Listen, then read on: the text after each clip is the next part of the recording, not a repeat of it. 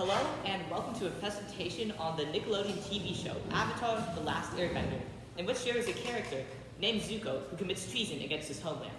But despite his treason, and perhaps because of it, Zuko is morally justified in all that he does, thus restoring Zuko's honor. So first, who is Zuko?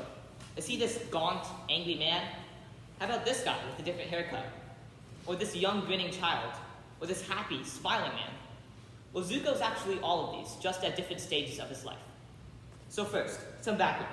In the world of Avatar, long ago there were four nations living together in harmony until, as Jared Christian, a scholar at East Kentucky University, states, one day, 100 years ago, the Fire Nation used the power of a flaming comet to carry out the genocide of the peaceful race of air nomads, thus starting the war.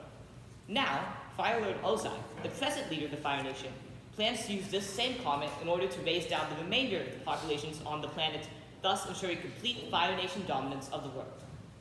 However, Fire Lord Ozai is also Zuko's father, making Zuko the prince of the Fire Nation.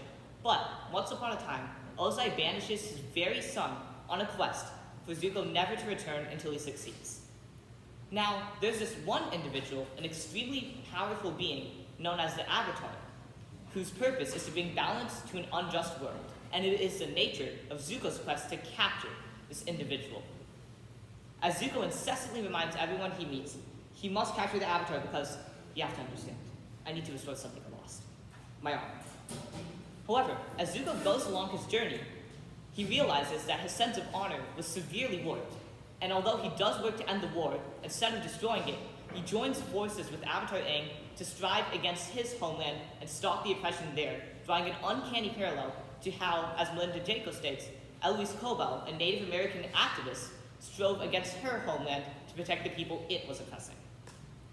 First, the Avatar and the Fire Lord, whom Zuko accidentally once refers to as the Father Lord. Avatar Aang is a young kid who goes on a journey to save the world from Fire Lord Ozai. So how does Zuko's treason fit into this? Well, in his treason, Zuko works with Avatar Aang, a force of pure good meant to restore harmony to the world.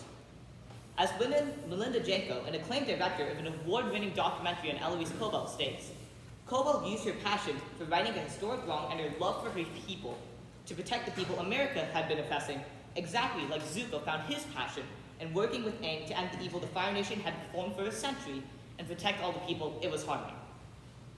Earlier in Zuko's life, he had attended a war meeting discussing Fire Nation troop movement and strategy, where one general suggested using a certain detachment of troops as a decoy for Earth Kingdom troops, inevitably sacrificing all of that detachment's lives.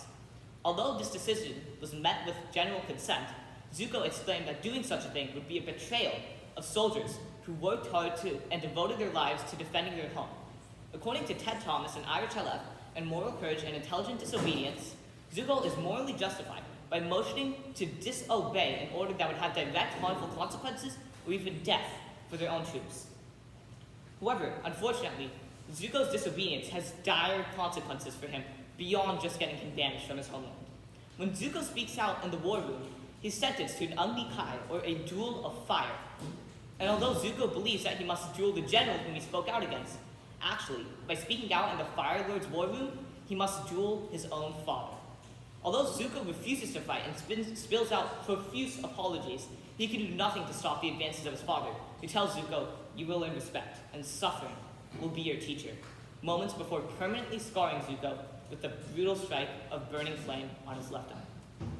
Ozai, besides being a cataclysmically evil man, was a cruel and terrible father to Zuko, and Zuko was greatly justified in joining forces with the good Avatar Aang to take down his father and stop the oppression.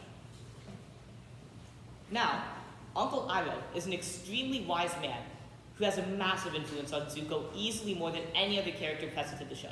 Despite all the turmoil Zuko faces, Uncle Iroh stands by Zuko with love and compassion throughout the entire series.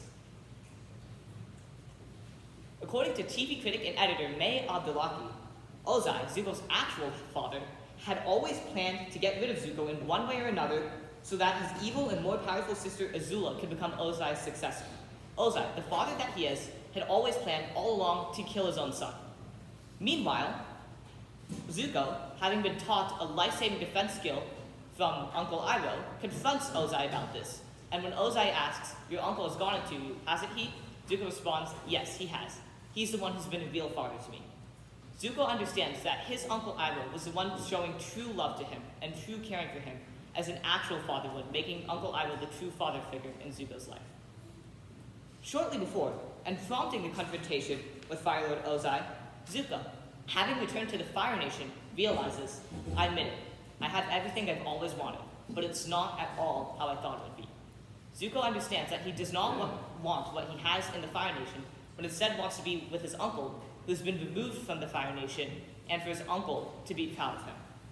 Later, after the confrontation, Zuko waits outside his uncle's tent to ask forgiveness for all of his past malignant deeds, although he's unsure if his uncle can even forgive him. However, when Katara, Zuko's friend, asks him, Zuko, you're sorry for what you did, right? Zuko responds, more sorry than I've been about anything in my entire life. Zuko genuinely repents about the bad he has done and just wants for his uncle, an extremely wise and good man, to be proud of him. Zuko's sincere love for his uncle, his sincere desire to be on good terms with him, and his sincere cupidity to be forgiven for the bad he has done and instead do good, gives him undeniable moral justification for his acts against Ozai. In all, Zuko went against all the unethicality of the Fire Nation and Fire Lord Ozai and fought all this unethicality with the force of pure good, Avatar Aang. Zuko's motivation to do all of this was empowered by love for his oppressed people and for his uncle and was utterly genuine. So therefore, Zuko gets not only just a few medals of honor, but due to all he worked for, he's a true champion of honor. After a long fight, he finally got his honor back. Thank you, and here's my bibliography and attribution. Fantastic. Have you do 10? Thanks, Nevin. I got a couple of questions for you, and then we can move on. First, how did your research question evolve as you moved through the process? Well, yes. So originally, my research question was actually going to be focused on two characters I only mentioned here, who would be Uncle Iroh's relationship with the Avatar, and how, well, Uncle Iroh, he stayed on the Avatar side even from the beginning of the whole series.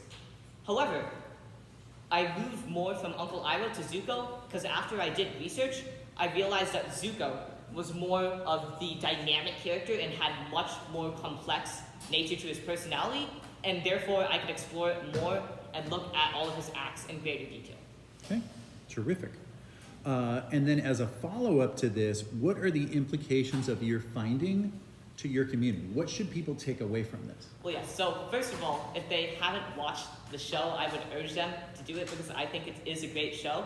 But also, I'm talking about treason here, and although treason is often regarded as something incredibly bad, and here Zuko uses it as a force of good, and so if people in my community would consider applying the lessons from him to real life examples, for example, Edward Snowden, or at least Kobo, who has passed away now, they could gain a lot by understanding more about how the real world operates and people's ideals of it.